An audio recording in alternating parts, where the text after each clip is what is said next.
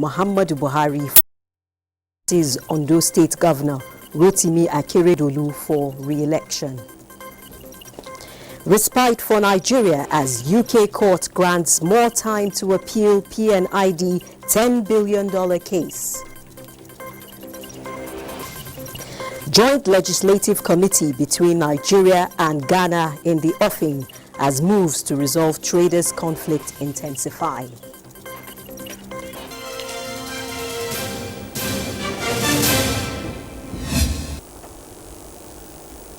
And now the news in detail. President Muhammadu Buhari has formally endorsed the candidature of Governor Rotimi Akeredolu of Ondo State for a second term in office.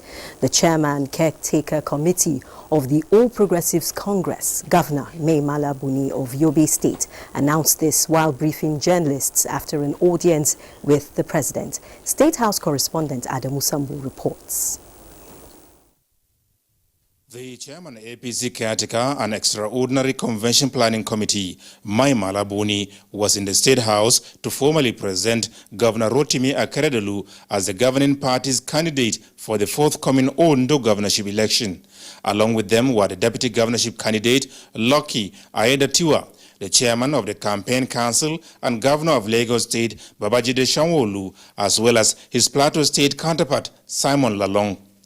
APC begins campaign for Ondo governorship election on Saturday, and President Muhammadu Buhari is optimistic that the governor's mandate will be renewed by the people of the Sunshine State.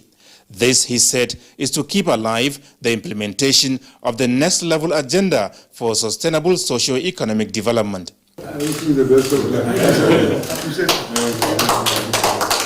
Mr. President has endorsed him. He commended him for his efforts in the last 4 years. That's what we've been looking for. His blessing, his endorsement, his encouragement and support. And we have gotten that. When you have a good product and the people have seen and they've agreed with you that that's the choice they want to make, it makes the job a whole lot easier. And so for us, it's really about ensuring that we do not take anybody for granted. That's why we're not going to be resting on our oars, even when we know that he's done very well. We will still go through the entire gamut of campaigning to reassure them that their governor, our candidate, will continue on a good job that he's doing. Ondo State is an APC state, and we are certain that it's not going to get out of hand. What am I going to do different? A lot. A lot. I have a lot of projects that we have not completed. Today, we speak to the people of Ondo State that, look, we are determined to have Port Ondo. And that is the port that will service the whole of West Africa. I'm appealing to the people of Ondo State, let us see this project to fruition.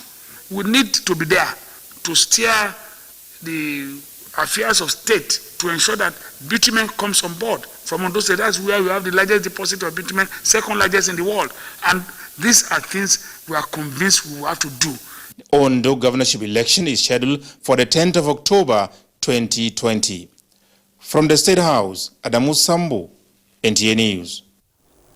Indeed, the October 10th governorship election in Ondo State is drawing closer, and Vice President Yemi Osinbajo has received the flag bearer of the All Progressives Congress, Governor Rotimi Akeredolu, who is seeking re-election. State House correspondent Jide Onifade reports that the governor was accompanied by the chairman of the APC Campaign Council for the Ondo Guber election, Governor Babajide Sanwo-Olu of Lagos. Excited Governor Rotimi Akeredolu of Ondo State displaying and flying the All Progressives Congress flag just received from the president as the flag bearer in the October 10th Guber election in Ondo State.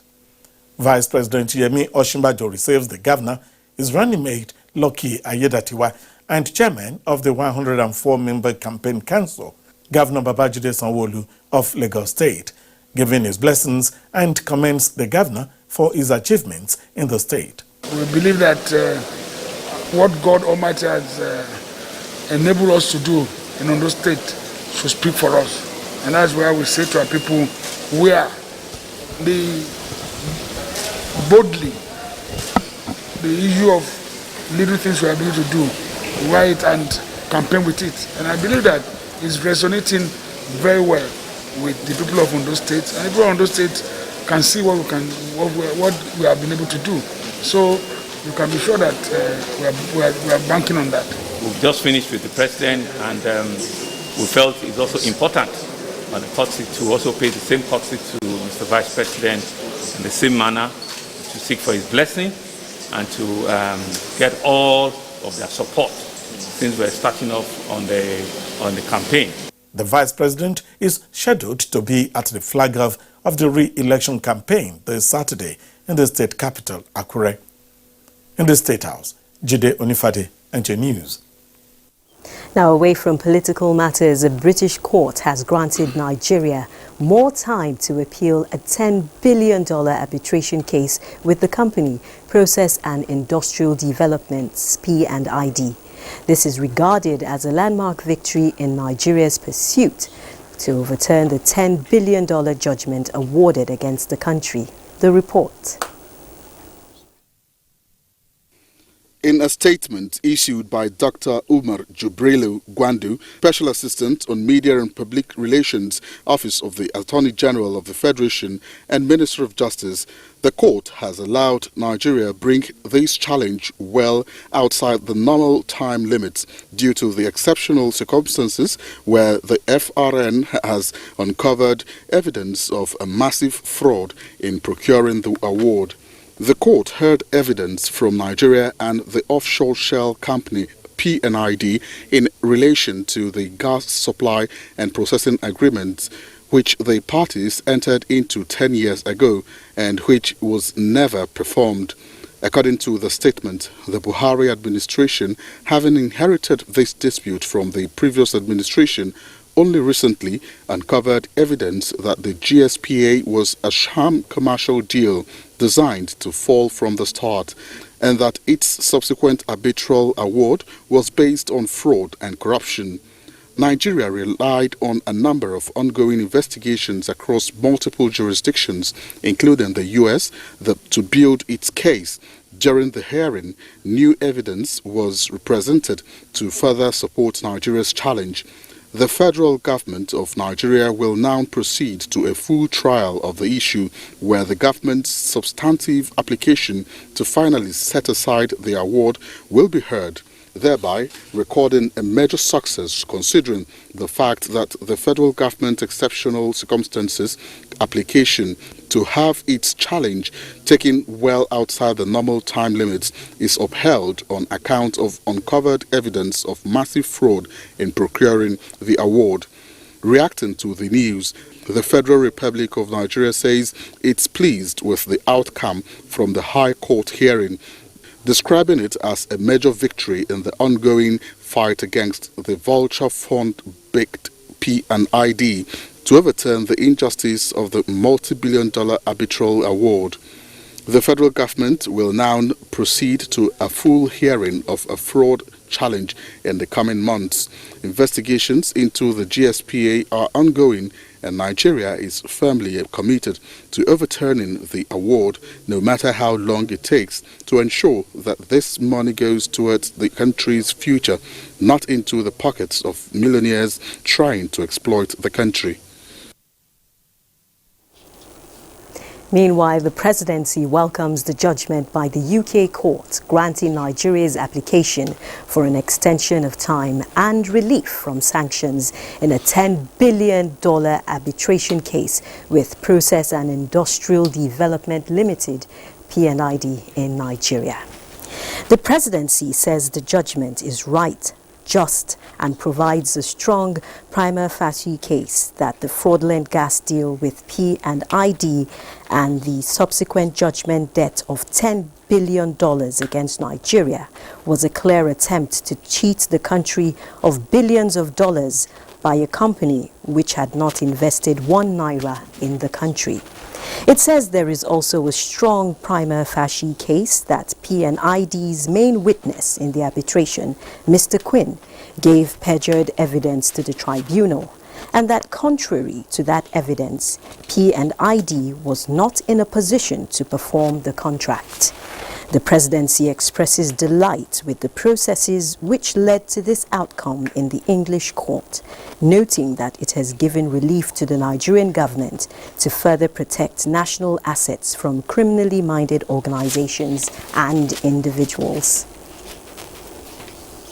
Similarly, the Minister of Information and Culture, Lai Mohammed, says the ruling of the Business and Property Court of the United Kingdom has paved the way for the world to know how Nigeria was almost swindled from a sham business gas deal.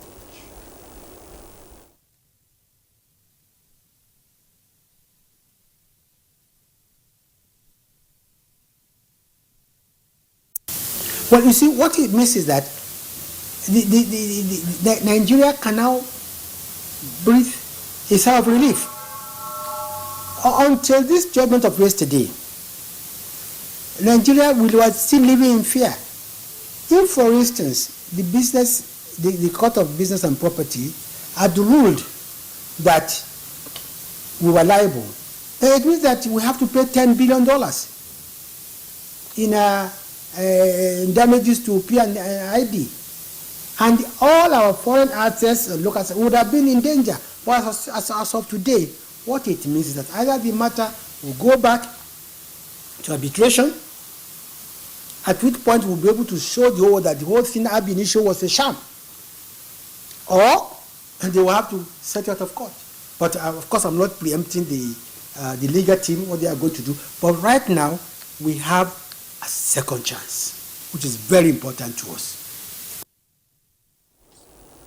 And still on the matter, the Buhari Media Organization, BMO, has applauded Nigeria's landmark victory in the $10 billion lawsuit instituted by Process and Industrial Developments, PNID, a foreign company, over a gas supply and processing agreement with Nigeria in 2010. A statement by the organization indicates it considers the judgment a victory for Nigerians and the President Muhammadu Buhari administration, whose single-minded determination and commitment ensured that Nigeria was not ripped off by a foreign company. Now, a joint committee composed of members of the legislature of Nigeria and Ghana is to be established to explore and sustain the relationship between both countries. National Assembly correspondent Lami Ali reports that this formed part of resolutions reached at the end of the legislative diplomatic engagement between Nigeria and Ghana over trade disputes. Resolving the trade dispute, which puts Nigerian traders and authorities in Ghana on collision course following implementation of the Ghana Investment Promotion Center Act, the meeting resolved that Nigerian traders will be supported to regularize activities in view of the hardship occasioned by closure of their shops amid the coronavirus pandemic. The Trade and Foreign Affairs Committees of their legislatures will also meet to recommend appropriate solution to apply the Ghana Investment Promotion Center Act. A Nigeria and Ghana Friendship Act is also proposed for establishment. The Nigerian delegation, led by House Speaker Femi Gbajabiamila, also met with the President of Ghana, Nana Akufo-Addo, who assured the delegation of his readiness to consider resolutions reached during the meeting. Lami Ali, NTA News.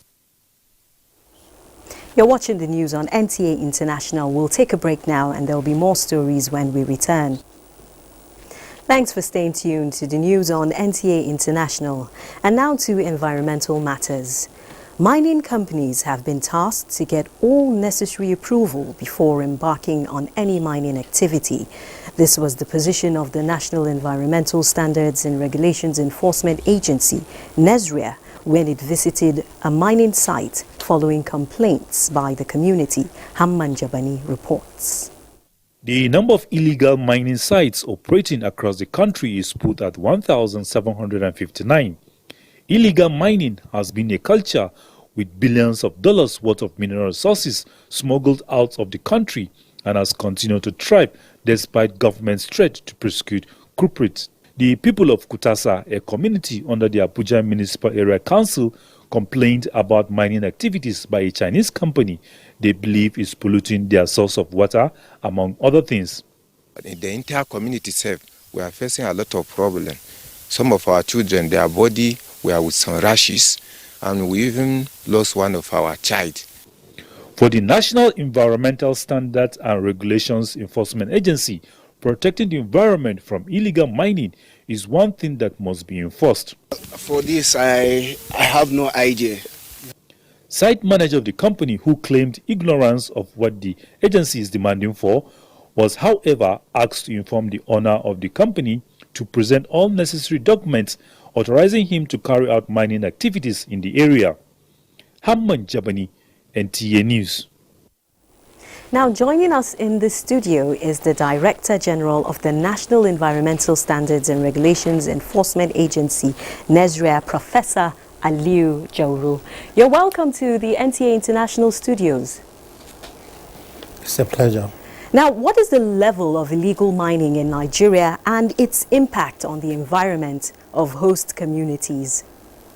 Illegal mining is widespread in the whole country because Nigeria is endowed with a lot of mineral resources.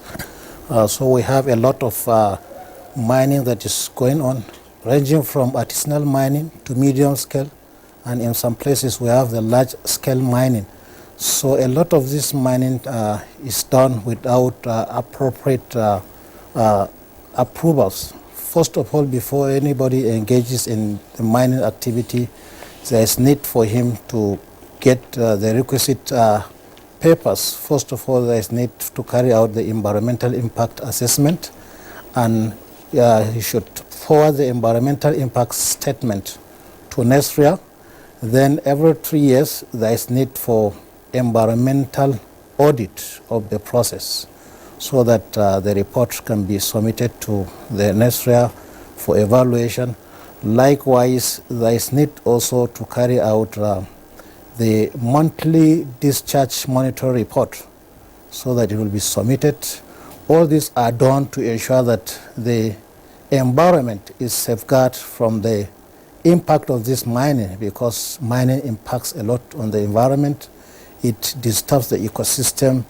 The flora and fauna are mostly killed as a result of this mining. Likewise, if the mining takes place near a source of water, there is need for the mining industry to have what we call the effluent treatment plant, so that when they wash the minerals, that wastewater can be taken there, treated before discharge into the environment. Now, apart from these steps you've mentioned and some of the measures we saw in the report, what more is the agency doing to raise awareness about the negative impact of illegal mining activities? The agency is doing a lot, ranging from environmental sensitization and education. There was a time we had this engagement with especially the artisanal miners in 5 states of the Federation, where we went there and sensitized them on the best way to go on this mining without impacting much on the environment. And also the need for them also to use the personal protective equipment in order to protect themselves, because this activity does not impact only on the environment but on the people that are involved in this mining activity. Also, the need for them to ensure that they reclaim all the sites where this activity is taking place, they reclaim and also restore the ecosystem, so that that very land can be useful again for agricultural activities. Likewise, the need for them to protect the source of water they use in washing most of these minerals. They should ensure that the water is treated before discharge into the environment. Okay, so, still within the context of the national roadmap for mining, how can the country get the best out of its mineral resources and keep the environment safe? We can only get the best by adhering strictly to all the environmental rules and regulations. Likewise, to also mining regulations. All these are spelled out. There is the Minerals and Mining Act of 2007. Also, there is the Minerals and Mining Act, mining regulations of 2011. Likewise, NESRA, we have about 3 regulations pertaining mining. We have the National Environmental Quarrying and Blasting regulations. We also have the National Environmental Permitting and Licensing System. We also have National Environmental Mining and Processing of Coal, ores, and industrial minerals. So all these are put in place in order to regulate the process of mining to ensure that the environment is protected. So what we do is we always go out to ensure that there is compliance. If these people are not ready to comply, we always go on enforcement. All right then. Thank you very much for giving up an insight into the world of activities at NSREA. Thank you. Thank you very much. Okay. And that was the Director General of NSREA, Professor Aliu Jauro, the DG, on the impact of mining activities on the environment as well as measures to alleviate them. And now to health matters. The World Health Organization says no widespread COVID-19 vaccination until mid-2021, just as preliminary results from Russia's COVID-19 vaccine show no negative side effects. Joyce Ometu has more on Global Update.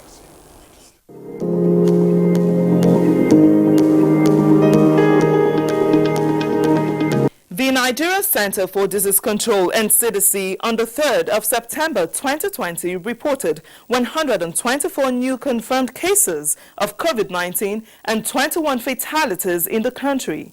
With the latest figures, Nigeria now has 54,587 cases, 42,627 recoveries, and 1,048 deaths recorded.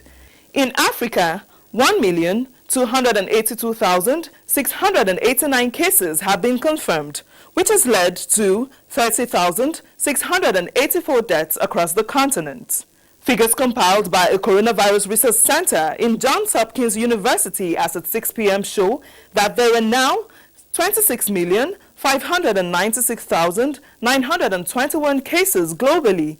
875,298 deaths have been recorded. The World Health Organization has said it does not expect widespread vaccinations against coronavirus until the middle of next year, stressing the importance of rigorous checks on their effectiveness and safety. The health agency also said it has moved to secure an initial 230 million doses of COVID-19 vaccines for Africa, while also advocating that any vaccine in development should also be tested on the continent. Meanwhile, early results from Russia's COVID-19 vaccine published on Friday by Lancet Medical Journal showed no negative side effects.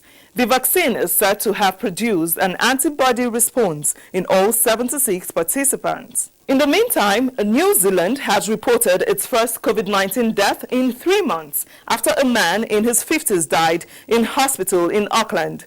He was part of a cluster of cases in the city, which has been under a renewed lockdown.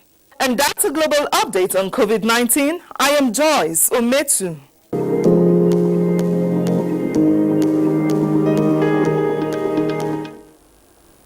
Thank you, Joyce. Back to the environment now. President Muhammadu Buhari has assured families impacted by flooding in several communities in Jigawa State of timely support from the federal government. Commiserating with families who lost loved ones, farmland, means of livelihood and property in the ravaging floods in the state, the president directed the National Emergency Management Agency, NEMA, and other relevant government agencies to urgently assess the situation in the affected areas with a view to providing the needed humanitarian supplies. A presidency statement says President Buhari, while commending the prompt response by the Jigawa state government, expresses solidarity during this difficult time, giving assurance of the readiness of the federal government to deploy the much-needed assistance as required. And to entertainment now, the viewer popular television program in the 80s and late 90s, The Village Headmaster, will soon return to the screen of Nigerians. This follows the signing of a memorandum of understanding between the Nigerian Television Authority and Wale Adenuga Production TV Limited. Abubakar Usman Akwanga reports. The aged, long and nearly forgotten memories of the thrilling television program Village Headmaster is returning after decades of its disappearance on Nigerian screen. This is happening as the management of the Nigerian Television Authority signs a memorandum of understanding with WAP TV Limited to explore a new dawn of reawakening Nigerian content television series show with a renewed touch. I would like to personally assure everyone that the new production of the Village Headmaster will be available on TV to millions of families across Nigeria and beyond, starting in January 2021. We need to look at a co-production of Zebrodaya. We need to look at a co-production of Magana Jarichi. So the sky is the limit. And with Wale Adenuga and NTA, I think it will take a lot to beat us. This is just a glimpse of a flashback of one of the episodes with faces of pioneer characters that brought diverse feelings to viewer and gave Nigerians sense of fulfillment. The teaching profession needs me. Rubbish. What did you say, Mr. Garba? Nothing, sir, nothing. I said, the headmaster, you see, I've just come to apologize for the trouble I caused you on account of this common entrance palaver. The partnership is building a new roadmap to driving an indigenous television content programs into the broadcast ecosystem and to promote TV shows peculiar to Nigerian people and culture. With the new partnership, the two organizations hoped to allocate more airtime in the promotion of local programs that project true African image.